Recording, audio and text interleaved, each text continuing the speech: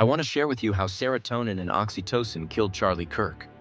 There is an amazing video by Simon Sinek, Why Leaders Eat Last, where he talks about chemicals in our brains, but I will always remember him specifically breaking down serotonin versus oxytocin, chemicals in our brains that act as both neurotransmitters and hormones.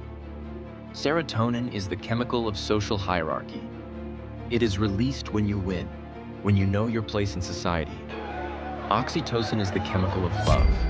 It is a miraculous brain chemical because it is released exponentially when one does a selfless act, when one receives a selfless act, and when one witnesses or even hears about a selfless act. Leftism switches these chemicals. They believe that when they impose loving actions by creating systemic action, that they are being loving. The problem is that any feeling the need to impose upon another is a function of serotonin, not oxytocin.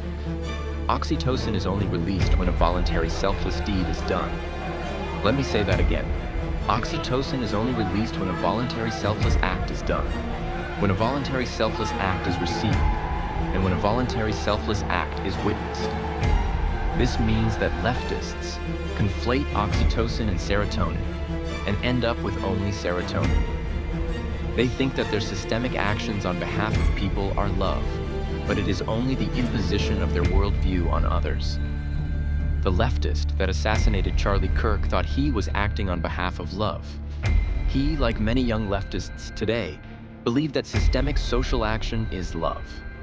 When social action is love, and those opposing your social action are parasites and evil, then the logical conclusion is violence. This is why all Marxist revolutions always have massive violence. This is why oxytocin and serotonin killed Charlie Kirk. When you think power is love, you will use your power to impose love, even if it means killing those who stand against your poisonous worldview.